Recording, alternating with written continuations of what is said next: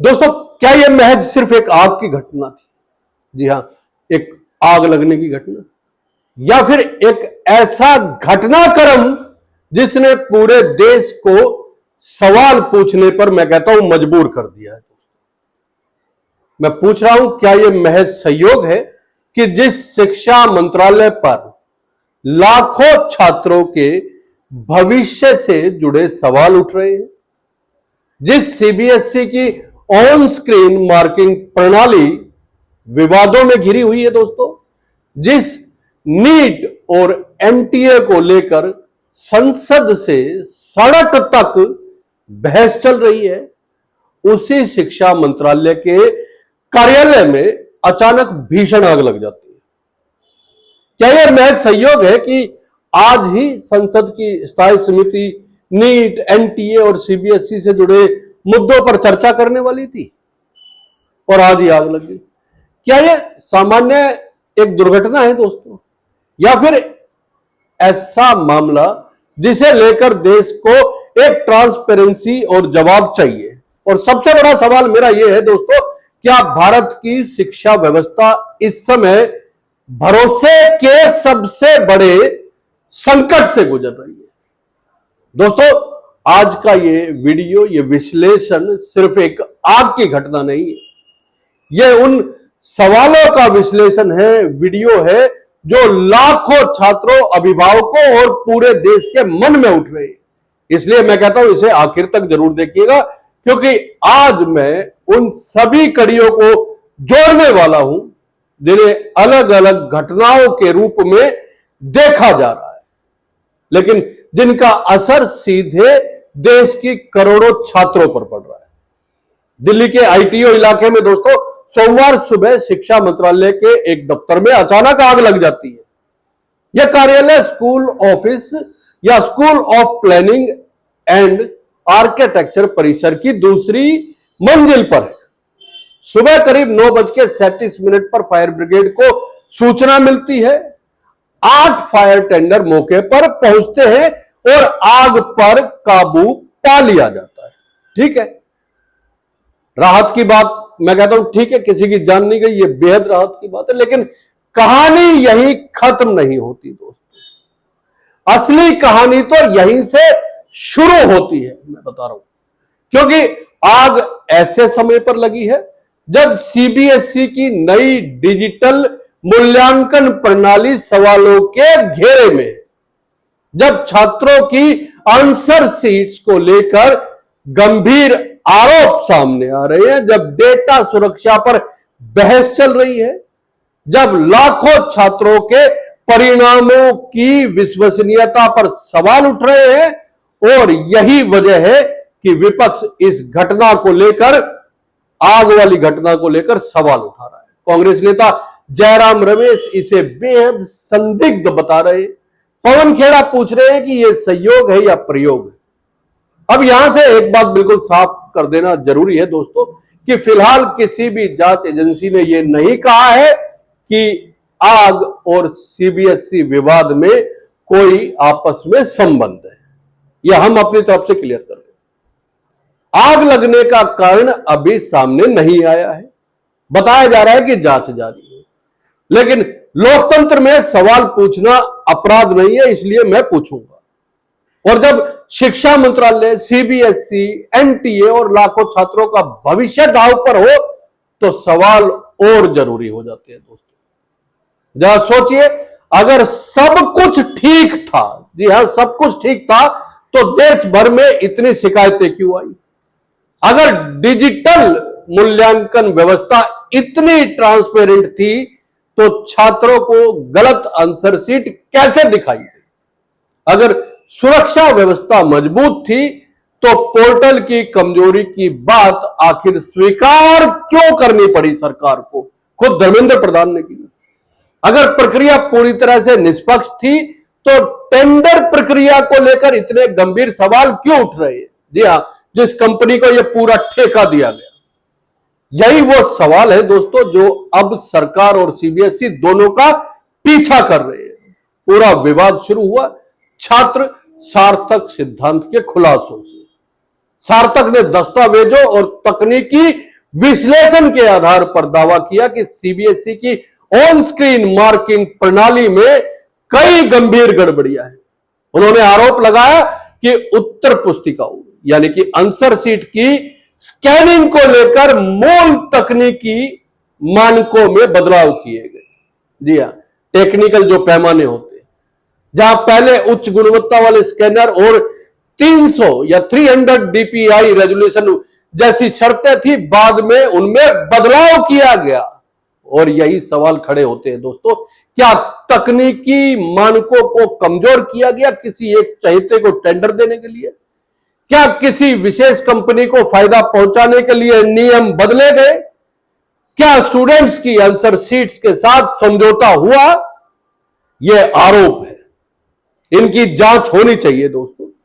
लेकिन इन सवालों को केवल राजनीति कहकर मैं कहता हूं खारिज कोई नहीं कर सकता, क्योंकि इसके बाद जो घटनाएं सामने आई है, उन्होंने या उन घटनाओं ने विवादों को और बड़ा कर दिया है।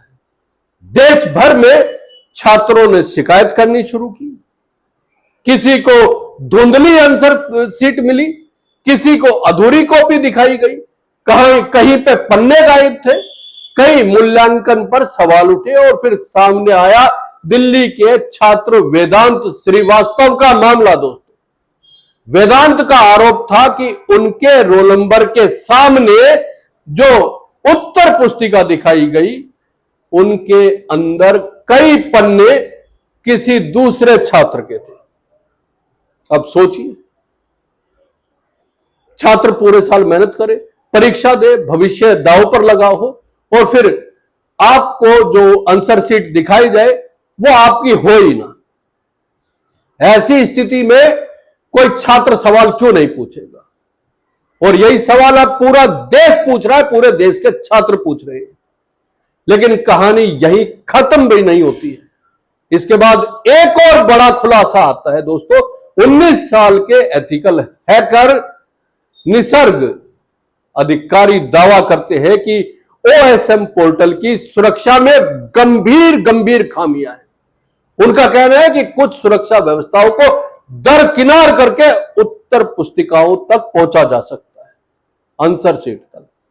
अगर यह दावा सही साबित होता है तो मामला सिर्फ मूल्यांकन का नहीं रह जाता दोस्तों, यह लाखों छात्रों की डेटा सुरक्षा का मामला बन जाता है।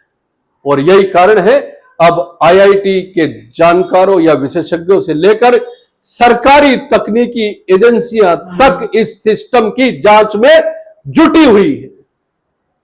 दोस्तों, मैं यहां आपसे एक सवाल पूछना चाहता हूं। अगर यही घटना किसी निजी कंपनी में हुई होती, अगर किसी प्राइवेट एजुकेशन प्लेटफॉर्म पर लाखों छात्रों का डेटा प्रभावित होता, अगर यहां छात्रों को गलत उत्तर पुस्तिकाएं दिखाई जाती, तो क्या देश भर में हंगामा नहीं मचता? लेकिन यहां तो दोस्तों सरकारी एंकर टीवी चैनल्स के जो ये खुलासा करते हैं छात्र, उनको पाकिस्तानी कह देते हैं। फिर जब देश की सबसे बड़ी परीक्षा संस्थानों में से एक पर सवाल उठ रहे हैं, तो जवाबदेही की मांग गलत कैसे हो सकती है? मैं कहता हूं यही वजह है कि अब राहुल गांधी भी खुलकर इस मामले को उठा रहे हैं। उन्होंने आरोप लगाया कि उत्तर पुस्तिकाओं की स्कैनिंग प्रोसेस या स्कैनरों की बजाय मोबाइल से की गई। उन्होंने कहा कि धुंधली कॉपियां, गायब पन्ने, गलत स्कैनिंग तकनीक दुर्घटना नहीं बल्कि गलत व्यवस्था का परिणाम है। राहुल गांधी ने यहां तक आरोप लगाया कि छात्रों को अपनी ही कॉपी को दोबारा जांच कराने के लिए पैसे देने पड़ते हैं।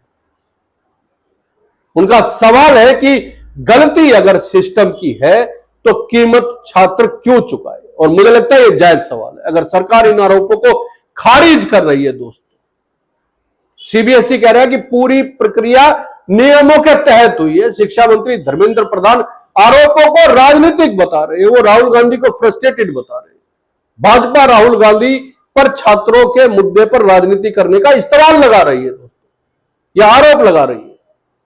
लेकिन दोस्तों, यहां असली मुद्दा राजनीतिक है ही नहीं, मुद्दा है भरोसे का। मैं कहता हूं क्योंकि शिक्षा व्यवस्था भरोसे पर चलती है। छात्र परीक्षा इसलिए देता है दोस्तों क्योंकि उसे भरोसा होता है कि उसकी कॉपी सही जांची जाएगी। अभिभावक फीस इसलिए भरते हैं क्योंकि उन्हें भरोसा होता है कि व्यवस्था निष्पक्ष है। देश संस्थाओं पर इसलिए विश्वास करता है क्योंकि उन्हें निष्पक्ष माना जाता है। लेकिन जब बार बार सवाल उठने लगे, जब बार बार सफाई देनी पड़े, जब बार बार टेक्निकल खामियां सामने आने लगे, तो भरोसा अपने आप कमजोर होता है दोस्तों। और यही सबसे बड़ी चिंता की बात है। मैं कहता हूं आज मामला सिर्फ सीबीएसई का नहीं है, मामला या सवाल पूरे परीक्षा तंत्र पर है दोस्तों। पहले नीट को लेकर विवाद, फिर परीक्षा के मैनेजमेंट को लेकर विवाद, फिर ओएसएम पोर्टल पर विवाद, फिर डेटा सुरक्षा के आरोप, फिर आंसर शीट्स में गड़बड़ियां, और अब शिक्षा मंत्रालय के कार्यालय में आग। हो सकता है इन घटनाओं के बीच कोई संबंध ना हो, लेकिन जब इतने सारे विवाद एक साथ सामने आते हैं ना, तो डाउट होता है दोस्तों, और वो होना स्वाभाविक है। इसलिए सरकार की जिम्मेदारी बनती है कि वो सिर्फ खंडन ना करे, पूरी ट्रांसपेरेंसी के साथ जवाब दे, जांच करवाए, रिपोर्ट सार्वजनिक करे, सबको बताए। दोषी चाहे कोई भी हो, कार्रवाई होनी चाहिए, क्योंकि यहां मामला किसी राजनीतिक दल का नहीं है, मामला लाखों छात्रों का है, उनके भविष्य का है, उनके आत्मविश्वास का है, और उस भरोसे का है जिस पर देश की शिक्षा व्यवस्था, एजुकेशन सिस्टम टिका हुआ है। दोस्तों, आखिर में सिर्फ इतनी बात कि आग की जांच होनी चाहिए, ओएसएम विवाद की जांच होनी चाहिए, डेटा सुरक्षा की जांच होनी चाहिए, टेंडर प्रक्रिया की जांच होनी चाहिए, और सबसे जरूरी छात्रों की शिकायतों को गंभीरता से सुना जाना चाहिए, क्योंकि किसी भी लोकतंत्र में असली ताकत उसकी इमारतें नहीं होती, उनकी संस्थाओं पर जनता के भरोसे में होती है।